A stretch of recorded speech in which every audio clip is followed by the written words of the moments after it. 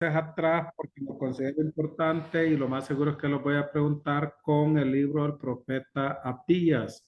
El profeta Abdías hace una condena para Edom que corresponde a los descendientes de Saúl porque estaban en contra de los hijos de Judá. Ese es todo el mensaje. Los descendientes de Saúl que se habían puesto en contra de los hijos de Judá y Judá Dios siempre peleó y los defendió en el Antiguo Testamento. Entonces, pero lo que quiero que me aprenda para la próxima evaluación, la tercera evaluación, son los tres pecados de Edom o de Saúl, de Edom, tal como está en el libro, que eran el orgullo, el egoísmo y la arrogancia. El orgullo, el egoísmo y la arrogancia. Y quiero vuélvalas a anotar, el orgullo, el egoísmo y la arrogancia, porque lo más seguro es que yo le voy a preguntar que me diga cuáles fueron los tres pecados de Edom: orgullo, egoísmo y arrogancia. Eso sí que quiero que me lo aprenda así de cajón, como lo estoy diciendo, para la próxima evaluación. Ahora pasamos al mensaje de Jonás. El mensaje de Jonás es uno de los más interesantes porque enfatiza al profeta y no a las profecías. Muy distinto al resto de los profetas menores. Tan distinto es que algunos en algún momento dado cuestionaron hasta el significado del nombre porque no le ponían el complemento, solo decían paloma, que paloma que tiene que ver con misiones, pero no entendían que es paloma mensajera porque era misionero. Pero el énfasis del libro está en Jonás y no en la historia. Es una narración histórica que quiero que abra su Biblia, donde tiene un versículo clave que quiero que me lo subraye. No me lo memorice, pero sí que me lo subraye, porque vale la pena que lo ubique. Abramos todo Jonás en el capítulo 3 y el versículo 4. Ese versículo resume toda la historia del libro. Jonás capítulo 3 versículo 4. Al que lo encuentre primero me lo lee. Ese versículo es el resumen de todo el libro, además de que da la idea del mismo versículo del bosquejo, el mismo versículo del llamado de Jonás, el mismo versículo la historia real de Jonás, etcétera, etcétera. O sea que el versículo resume todo el libro. No quiero que memorice el versículo, pero sí que trate de ubicarme el versículo por si se lo pregunto, que me diga cuál es el versículo que encierra toda la historia de Jonás. Amén. Amén. ¿Cuál es el? Léalo, amado. Dice, y comenzó Jonás a entrar por la ciudad, camino de un día, y predicaba diciendo, de aquí a 40 días Nínive será destruida. Vaya, no le quiero retar porque la verdad es que no vale la pena la manera en que está narrado que lo memorice, pero lo que sí quiero retarle a que ubique el versículo que resume todo el libro. Jonás capítulo 3 versículo 4. Jonás capítulo 3 versículo 4. Puede ser que en un momento dado yo le diga, dígame cuál es el versículo que encierra toda la historia de Jonás. Y usted va a decir Jonás capítulo 3 versículo 4. Lo considero importantísimo.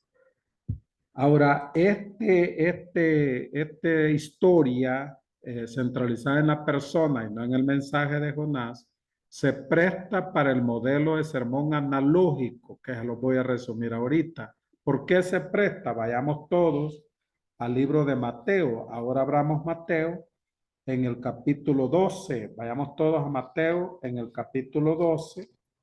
Mateo capítulo 12 y vamos a leer del versículo 38 al 42. El primero que lo encuentre me lo lee. Mateo capítulo 12, versículo 38 al 42. El primero que lo encuentre, léamelo, por favor. Mateo capítulo 12, versículo 38 al versículo 42. ¿Quién me lo lee? ¿Quién me lo Amén, lee? pastor. Amén. Léamelo. Entonces respondieron algunos de los escribas y de los fariseos, diciendo, Maestro, deseamos ver de ti señal. Él respondieron y les dijo, la generación mala y adúltera demanda señal, pero señal no les será dada, sino la señal del profeta Jonás.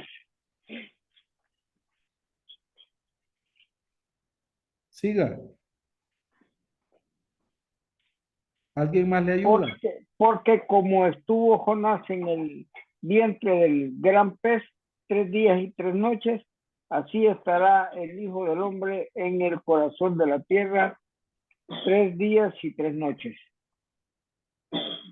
El otro siguiente, pastor. Lea hasta el 41. Los hombres de Nínive se levantarán en el juicio con esta generación y la condenarán porque ellos se arrepintieron a la predicación de Jonás, y he aquí más que Jonás en este lugar. Miren, la historia cuando Jesús la cita, primero que está autenticando que Jonás es inspirado y que Jonás es siervo de Dios. La otra cosa importante ahí es que está diciendo que Jonás es una historia real, porque más adelante en su resumen va a encontrar que algunos piensan que es una figura, que es nada más un símbolo, que la historia no es verídica y no es real. Si Jesús lo está citando de esa manera, la historia es real. Y está enfatizándolo en la persona y no tanto en la historia del libro. Eso es importante. Jesús es el que da la pauta para que aprendamos el modelo analógico. La hermana María Consuelo se los ha compartido ahí y es uno de los modelos más fáciles y más prácticos. La hermana María Consuelo me está echando la mano y los ha compartido ahí. Los pasos son simples. Primero usted busca la analogía. En la analogía son todas las parábolas son analogías. Este caso es la excepción a la regla porque Jesús es el que hace la analogía, la hace en el versículo 40, porque como, la analogía del cómo, es una conjunción, estuvo Jonás en el vientre del pez 3 días y 3 noches, así estará el Hijo del Hombre en el corazón de la tierra 3 días y 3 noches. ¿Por qué se llama sermón analógico? Porque el cómo, que es una conjunción, es donde está la analogía. El cómo. Por eso es que estos sermones siempre el cómo va a ser palabra clave, va a ser importante en los puntos y en las analogías que va a sacar, porque va a ser la relación en todo el modelo de esos sermones. Entonces, lo primero que usted saca es su analogía que está en las parábolas. Si usted va a predicar en parábolas, le recomiendo use este modelo a seguir. Ahora quiero llevarlos a Mateo capítulo 13, 31 y 32, donde vamos a usar de ejemplo el pasaje, Mateo capítulo 13, y ahora el versículo 31 y 32. El primero que me lo encuentre me lo lee. Vamos a usar de modelo Amén. esta analogía. Léamelo. Mateo 13, 31, 32.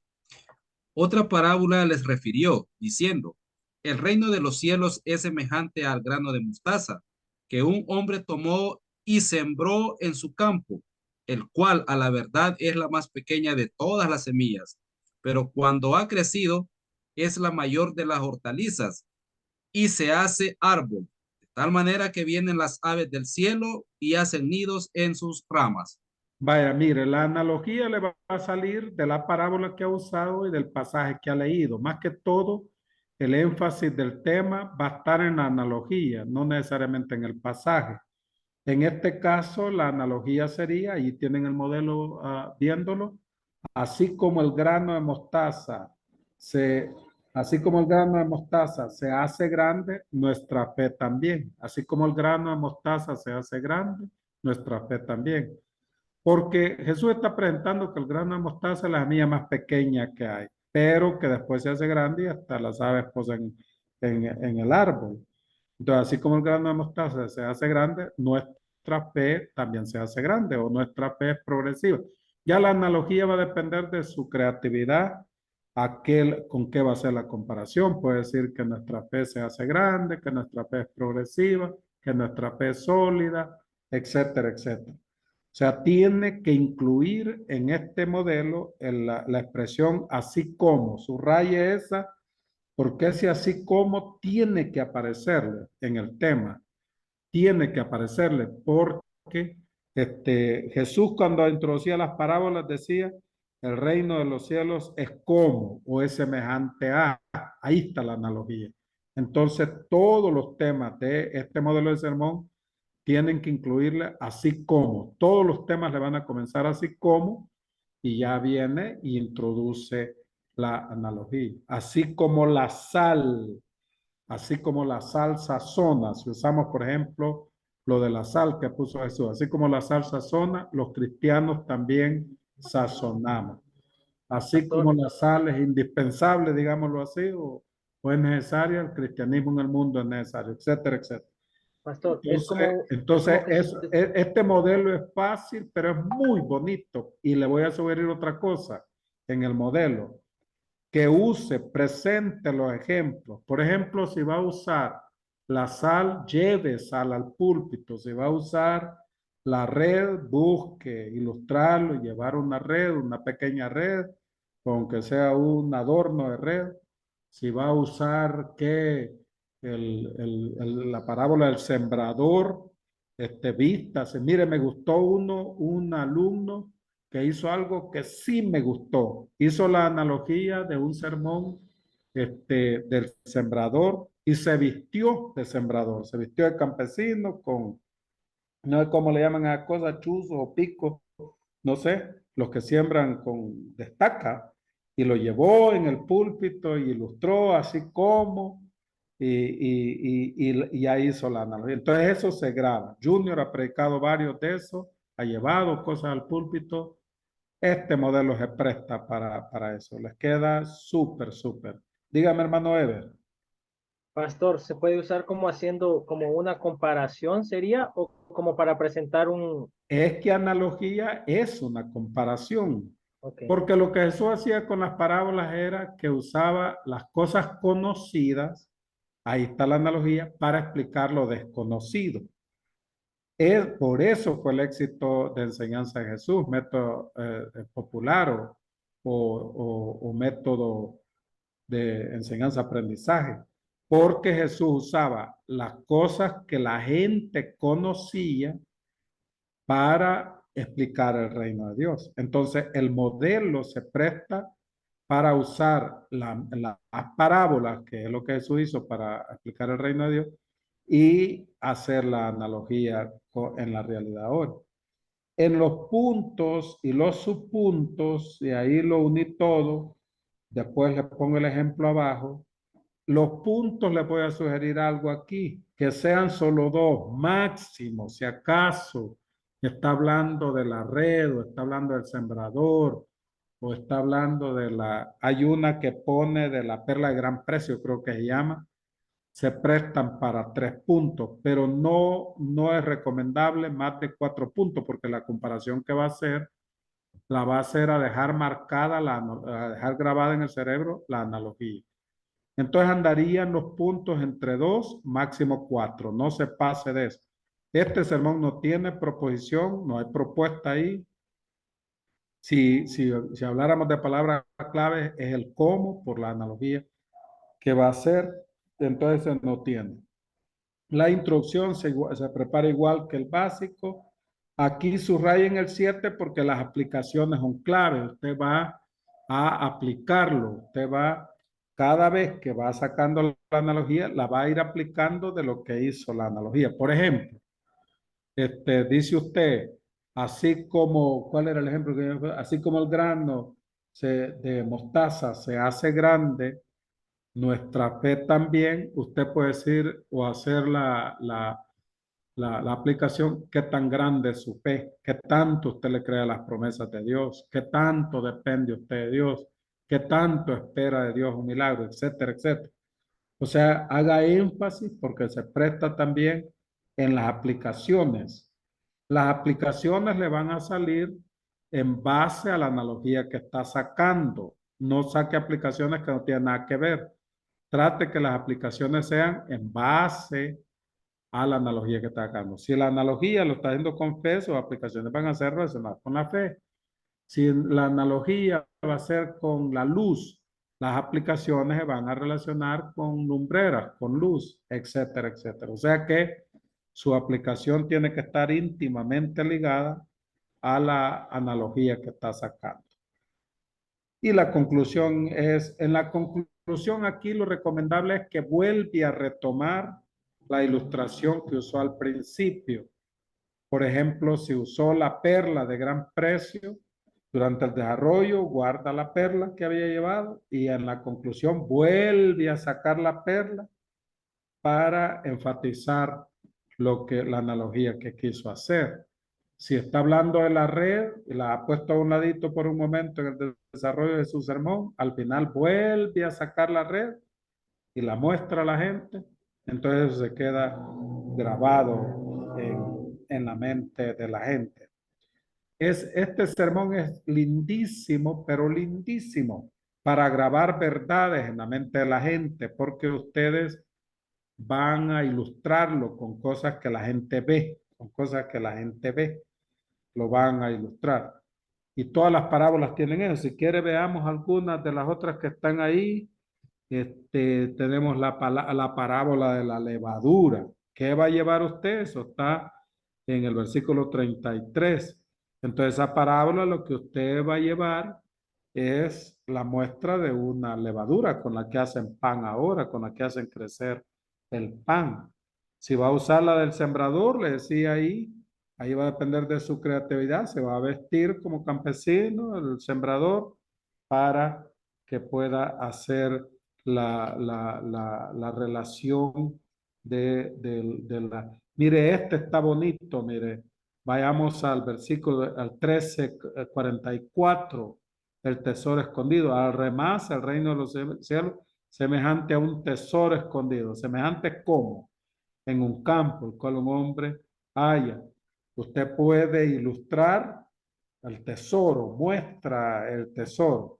Es obvio que eso usted lo puede representar con cartulina, con lo que sea, pero si tiene la perla, mire, puede usar una perla de veras, una piedra de veras. Ahora hay hasta imitaciones. La red, lo que les decía, del 47, usted puede usar, llevar una atarraya o una muestra de trasmayo, lo que sea, ahí va a depender de la creatividad suya. Amén. Entonces, le va a ayudar a usted para ubicarse en el sermón y le va a quedar claro en la mente del oyente. El primer punto que le quise poner ahí de ejemplo lo tiene escrito, así como el grano de mostaza se siembra, se siembra fe en nosotros, porque la fe de Cristo no fue implantada, lo vimos la vez pasada, y en el 31, en el versículo le van a salir las divisiones, los subpuntos, la selección de la semilla, tomó la semilla, sembró en su campo, su raíz en su campo, no alquilaba, era su campo, la fe implantada en nuestros corazones. Bien interesante, regresemos al versículo, el proceso que sigue, estamos con el 31.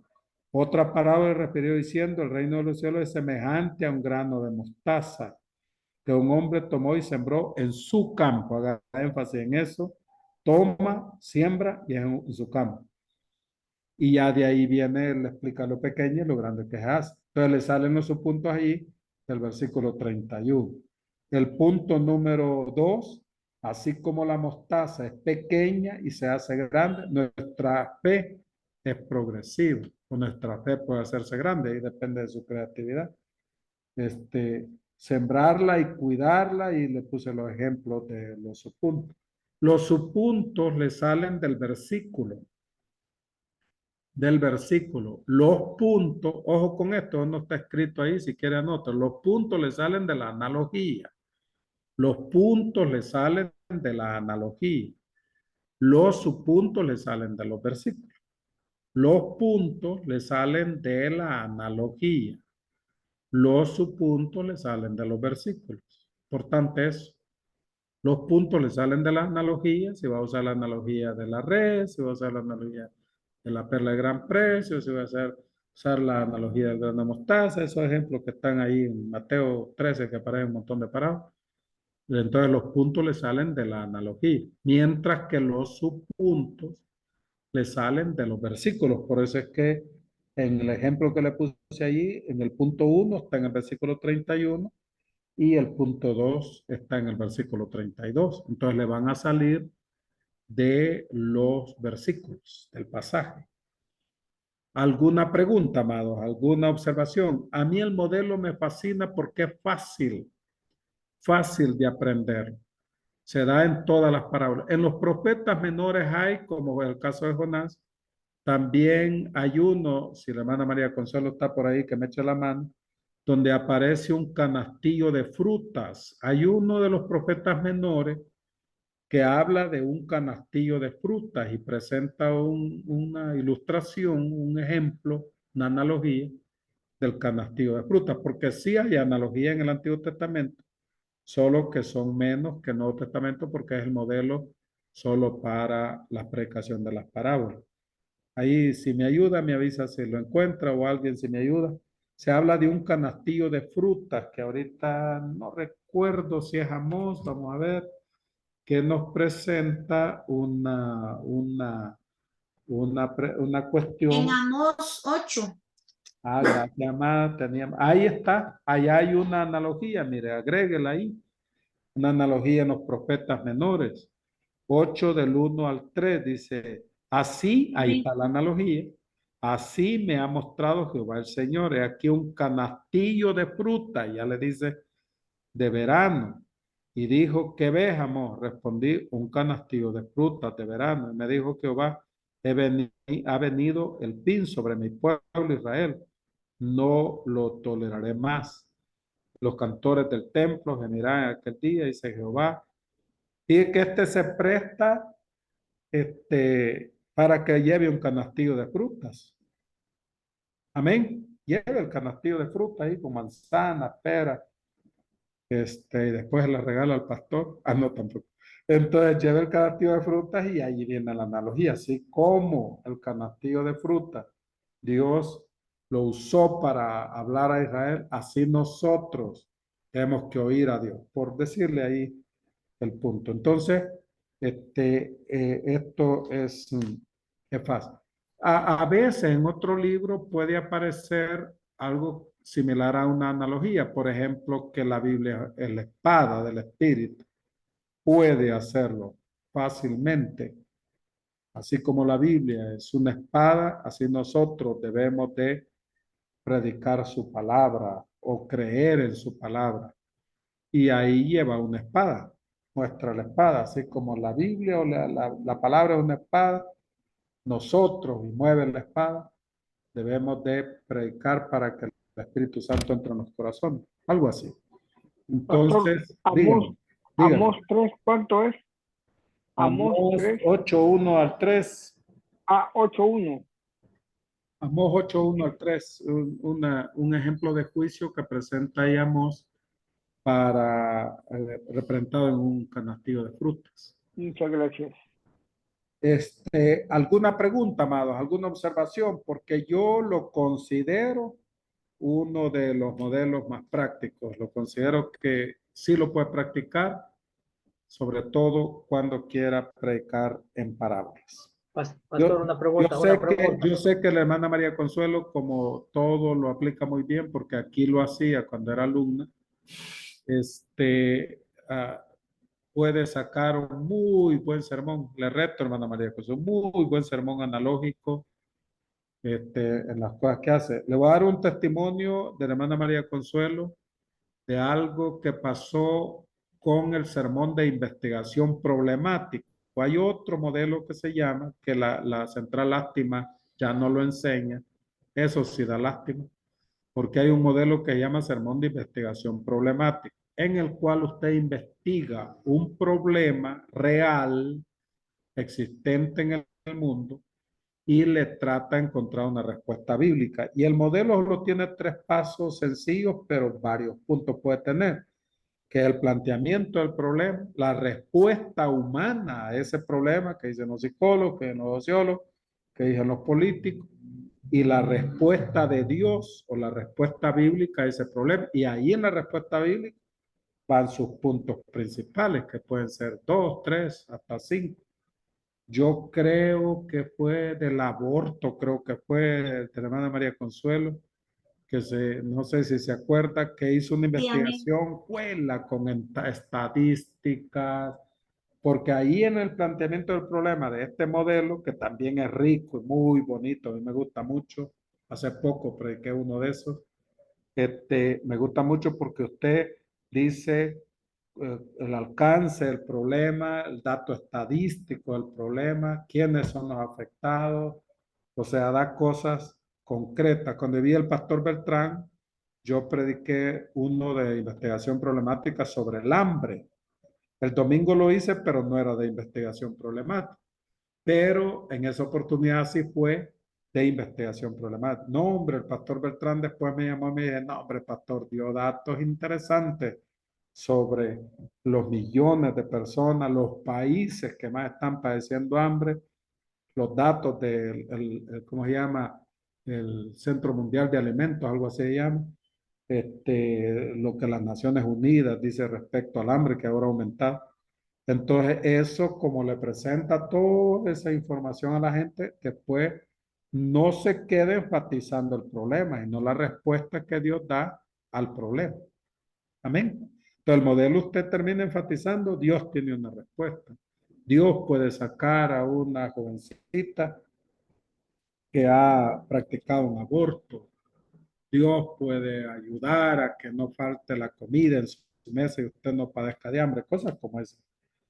Entonces, son modelos que yo sé que le van a servir mucho. Como digo, lástima que la central ya no enseña de investigación problemática, mucho menos el analógico, ¿verdad? Pero ahí tienen otra forma de modelo, fácil, sencillo y efectivo. No sé si hay alguna pregunta y no sé, les voy a retar algo ya que ustedes agarraron el reto. Voluntariamente, si alguien me quiere presentar un bosquejo de analógico, preséntelo. Preséntemelo el otro jueves. Pero la tarea que tienen para el otro jueves es el básico, ese sí, para que lo mantengan ahí siempre, para que practiquen la predicación. Entonces, quise hacer eso porque se presta con la historia de Jonás. No sé si hay algún comentario, alguna observación, algún reclamo, algún depósito. Ah, no, tampoco. Entonces pueden hacerlo ahorita. No sé si hay algún comentario. ¿Queda claro, amados? Amén, pastor. Yo solo una pregunta. Jesús en el Dígame. momento de usar todo este montón de, pues todas las parábolas que él enseñaba, esto se debía a la situación en la que él se encontraba. Esto sería un mejor, tal vez se podría usar una mejor en una área de campo cuando uno anda como evangelizando, digamos así. Tal vez se pueden usar cosas que podemos estar viendo en ese momento, No. ¿no? Usted la puede usar en la ciudad, usted la puede usar en el campo, usted la puede usar donde se le ocurra. Todo y cuando, si quiere dejar grabada la analogía, presente la analogía. Presente la analogía. Si va a hablar de la red, usted va a conseguir, aunque sea de adorno, una red. Una red. Usted va a conseguir una red que sea de adorno. Si va a hablar de la perla de gran precio, busque una perla, ¿cómo se llaman esas cosas que le ponen a los anillos de los ojos, de las lágrimas de las ostras? ¿Cómo se llama eso? Esas que por lo general son blancas, que les ponen en los anillos, no fue el nombre. Que salen de los ojos de las lágrimas de las ostras, a propósito. Son perlas, pastor. De perlas. De las ostras, exacto. De las perlas, mire dato, usted si va a usar la perla de gran precio, usted ilustra con una ostra que las perlas, mire dato que le voy a dar, las perlas se van formando de las lágrimas de las ostras y el resultado es una perla, solo que la perla es, espere, ¿cómo le digo? Real, natural, no es como el término. Porque ahora hay perlas artificiales, perlas que son imitación, la mayoría. Pero las perlas verdaderas, ¿por qué son caras? Porque son los años de lágrimas de una ostra que producen una perla. ¿Tiene ahí la perla, hermano? La ostra, hermana. ¿Vale? Vale, F. Concha. usted lo que hace es que presenta la perla, la concha, la ostra, y explica cómo la perla se va forjando. En la explicación, inmediatamente saca la perla. O sea que de las lágrimas de los cristianos salen las mejores joyas y hasta aplicando, pues. Y la gente, hey, yo estoy sufriendo, voy a hacer una buena perla. Amén.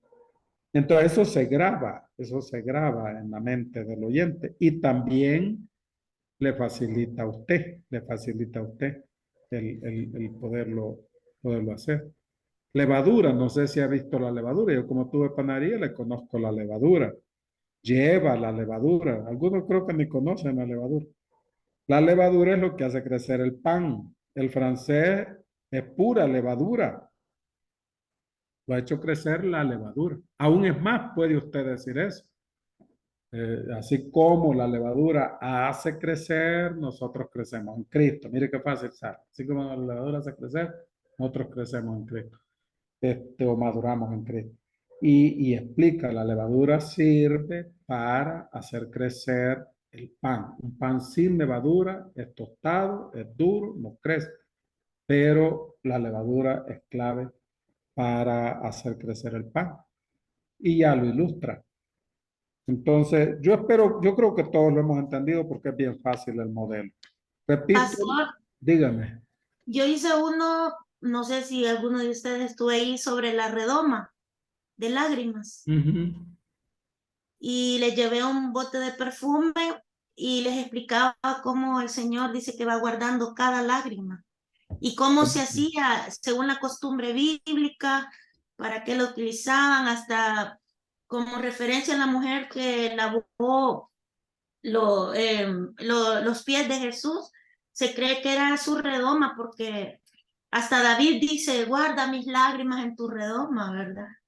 Amén. Entonces, eso Buenísimo. también lo he aplicado. Buenísimo. Y sabe que lo que hacían era que se pasaba por familia, por herencia, de generaciones en generaciones. Cuando alguien tenía un dolor tan grande y quería soltar el grito y el llanto, corría a la redoma y se la ponía y echaba las primeras lágrimas. Y ya de ahí se podía soltar a llorar y a desahogarse. Pero era esa la costumbre, que corría, agarraba el botecito, se lo ponía, echaba las primeras lágrimas y ya guardaba la red, ya se ponía a llorar y ya era el grifo de los ojos.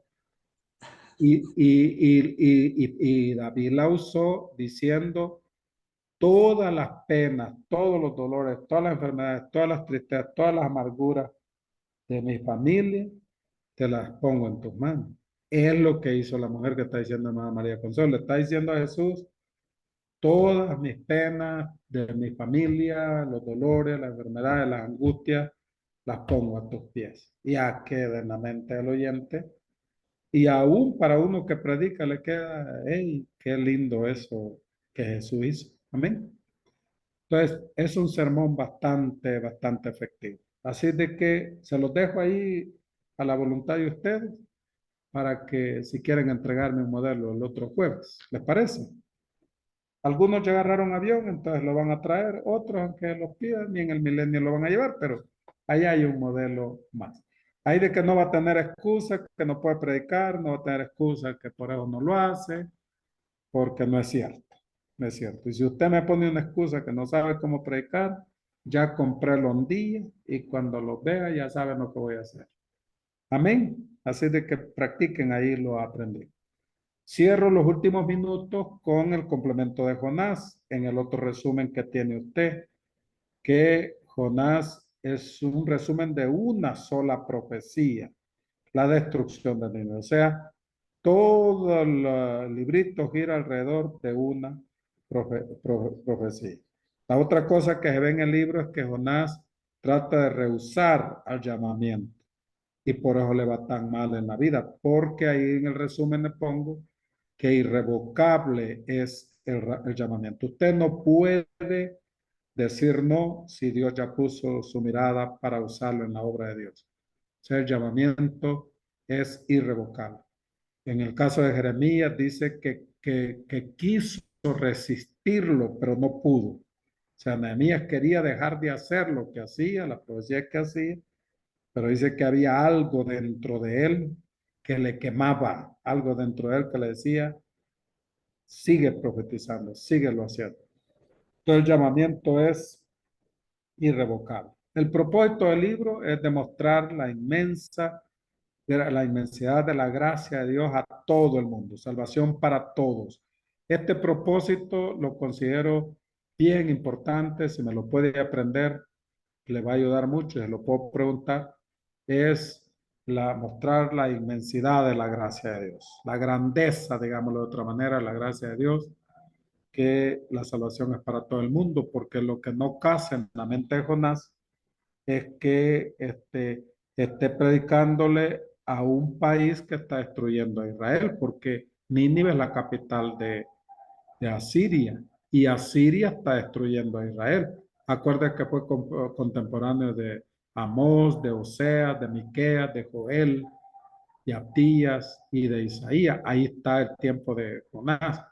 Se cree que Jonás vio la caída de Samaria en el 722 y vio la caída de Israel en el 721. Entonces no puede entender cómo Dios ama a gente tan mala como los de Nínive, capital de Asiria. No puede entender cómo la gracia de Dios sea tan inmensa con gente tan mala como ellos. Eso es lo que Jonás no puede entender y por eso es que rehusó al llamamiento. Ya cuando le entiende y obedece, se da cuenta lo que Dios hace, el propósito del libro, demostrar la inmensidad de la gracia de Dios. La gracia de Dios es para todos, el amor de Dios es para todos. Las características del libro, ahí se las resumí, son 3 características sencillas, algunos lo interpretan como la alegoría o parábola, no puede ser, porque si hubiera sido alegoría, hubiera sido parábola, Jesús no lo hubiera citado. Por el contrario, es el libro más importante respecto a la resurrección de Cristo, más que el resto de los profetas menores, porque es el único al que Jesús hace referencia, que así como Jonás estuvo en el vientre del gran pez, es necesario que el Hijo del Hombre esté en el corazón de la tierra. Entonces, es una historia real por la cita que Jesús hace.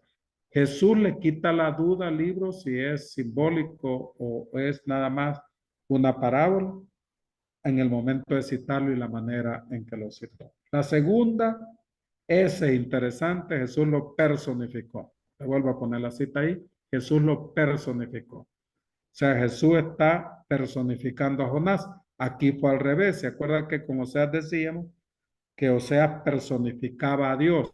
En este caso es lo contrario. Cristo personifica a Jonás. Domíneme eso, subrayeme eso.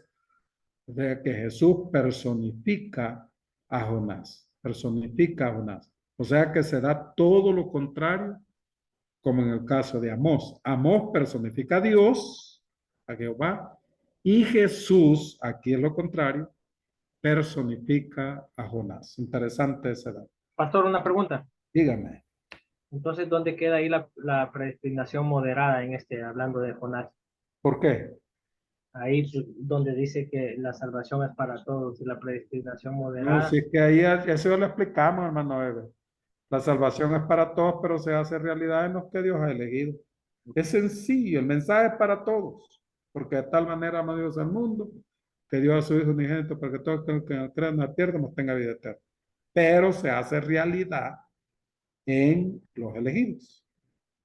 Se hace realidad en los... Eso lo expliqué en una materia, creo que lo repetí también hace poco, que en la puerta al lado de la calle, dice el que quiera venir en pos de mí, porque de tal manera amó Dios al mundo que dio a su Hijo unigénito, para que todo aquel que crea no pierda, más tenga venida a mí, todo lo que está ahí trabajado y cargado, y ahora deja. Entonces te agarra la manecilla de la puerta, le quita llave de la puerta y entra, y en el lado de adentro de la puerta lee, no me elegiste vosotros, sino yo os elegí a vosotros, no es del que quiere, ni el que corre, no es que Dios tiene misericordia. Y comienza a leer la lista de todos los versículos en los cuales Dios puso la mirada en usted.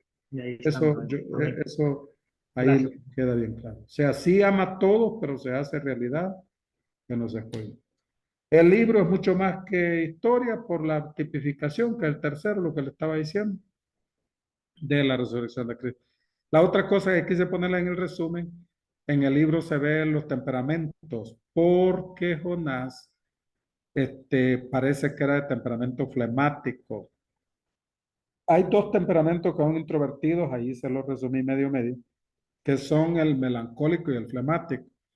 El melancólico son introvertidos y tienden a deprimirse. Los dos temperamentos tienden a deprimirse. Y los dos temperamentos son cerrados porque son introvertidos, son tímidos. Entonces, y ahí les puse ejemplo que Elías era con una gran unción, pero como era flemático seguido, se deprimía. Jonás de repente está que palpa a Dios, porque la historia de Jonás es como una espiral, así como ¿cómo sería aquí? Como un medidor de calefacción, que de repente estaba que tocaba a Dios y de repente estaba en el extremo de la depresión. Dios usa a flemáticos y a melancólicos aunque sean depresivos. Que usted en una predicación puede ser y que toca a Dios, pero después con un problema en la tarde ya está deprimido por lo que le pasó. Así era Jonás. Yo tengo un líder, buena gente líder que tengo, pero como yo ya me lo puedo, él se va con todo en el mes de enero y en marzo ya está deprimido. Entonces me dice otro hermano, ¿y qué le pasó al hermano? No, sí, ya me lo puedo, no me preocupe, le digo. Ya se va a volver a levantar en agosto, ya va a ver. Y entonces cuando lo veo, hey, pastor tenía razón. No, hombre, si él es flemático, le digo, él cómo puede estar, que cae palpa a Dios, puede estar en el otro extremo que quiere suicidarse. Entonces, que a propósito, los que más se suicidan son los flemáticos y los melancólicos. Pues son callados, no lo dicen a nadie. Entonces está dentro de los que mayor se suicidan. Sin embargo, ahí le puse en el resumen, hubieron líderes como Pablo y como David, que su primario fue colérico.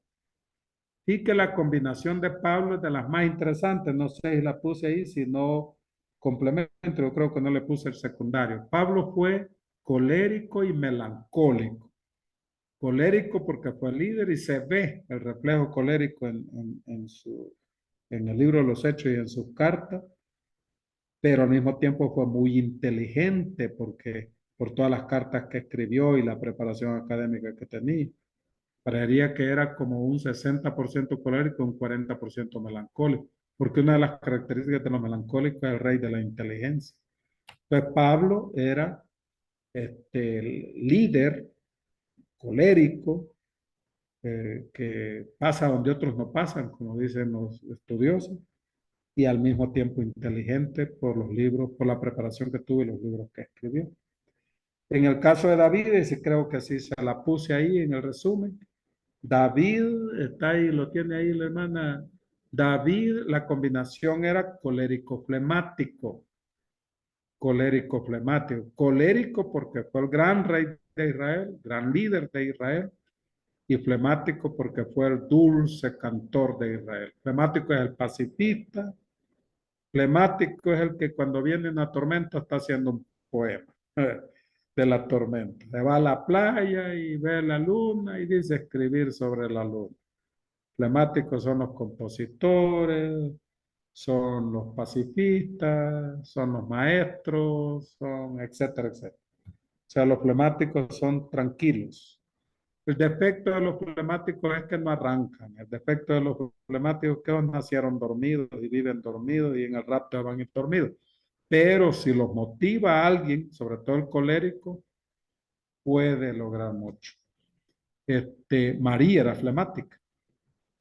María era flemática, ahí está en el ejemplo. La evidencia de ello es cuando Jesús se pierde y aparece el típico flemático. ¿Por qué nos has hecho esto? O sea, ahí está el típico flemático en María, que ese lo hereda humanamente a Jesús. Jesús era colérico flemático. Bueno, Jesús como Dios tenía los cuatro, pero humanamente hablando, era flemático en primer lugar y colérico por líder en el segundo lugar. Y repito, en él estaban los cuatro porque era Dios. Pero María Ahí está un ejemplo claro. Si quiere, abra su Biblia.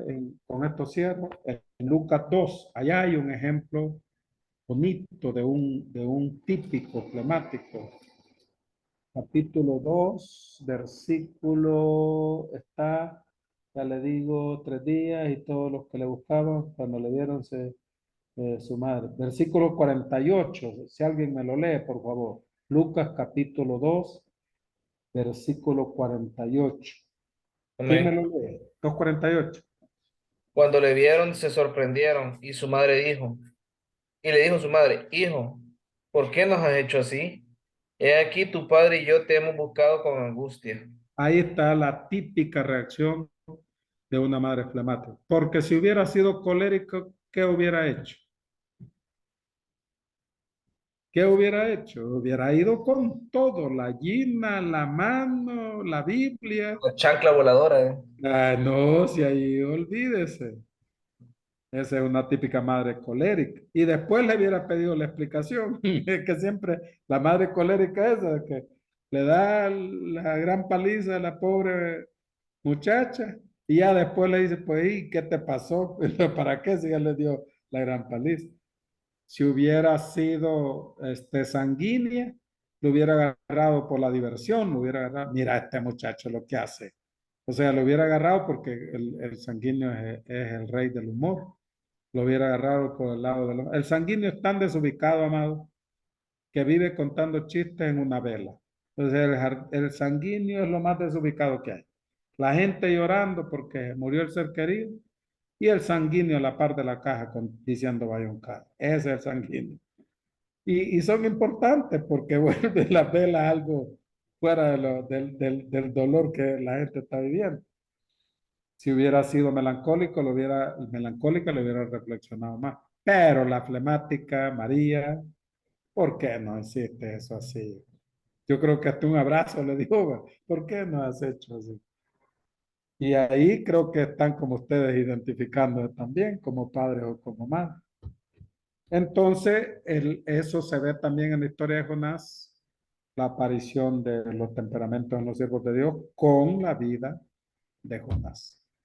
Tal vez en algún momento dado, esto no sé si todavía lo tienen en el programa La Central, lo metía bastante amplio en teología, ¿cómo llamaban esta materia? Teología pastoral. Lo metí en teología pastoral, no sé si todavía lo tendrán así, pero ahí hay una idea de cuáles son los temperamentos. Y ahí llegamos hasta ahí a la historia de Jonás. Si Dios nos presta la vida, nos vemos el próximo jueves. Recuerde que el otro jueves, la hermana Blanquita la encargada de recordárselo, por eso la agarran contra ella. El modelo básico, el bosquejo del modelo básico que me va a presentar. Amén. Y les voy a decir esto último. Si algún día el Señor les permite venir a El Salvador de vacaciones, el púlpito de Casa de Oración TV, amigos de Israel Las Colinas, está para servirles, para que pase a predicar un modelo de los aprendidos. Amén. ¿Les parece? Bueno, Nos quiere ahí cerquita para bajarnos con los días, pastor. sí, Literal. y ahí sí va a ser, pero derechito a la frente, amado. Ahí nada que ver que tal vez, no, ahí va a ser pulsudo, como dicen.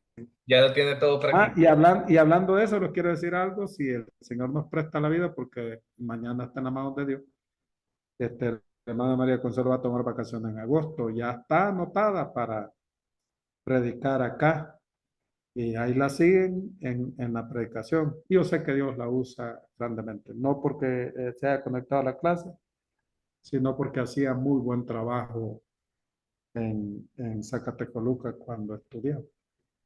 A mí me va a agarrar a ondillazos primero. Así de que la hermana María Consuelo va a ser la primera. Van a ir cayendo redonditos de orden en orden. Vaya, amados, hermano. Todo tiene su tiempo, pastor. ¿Ah? Todo tiene su tiempo porque ella sí hace aquí. Hoy le va a tocar a ella. Ah, es como cuando la gente se sube, porque yo manejo bastante rápido, se consagra al Señor y recibe a Cristo otra vez. Cuando yo voy de pasajero y alguien va igual que yo, digo yo, hoy estoy pagando una de tantas, consagrándome al Señor. Y yo frenando ahí a la par y me dice, pastor, ¿por qué no va muy rápido? Ya ve, pastor, está pagando una de tantas. Cuando nosotros vamos con usted y usted va todo acelerado. Ah, pues así va a ser en este caso. Vaya, terminamos la clase, hermano Pedro, despídanos en palabras de oración.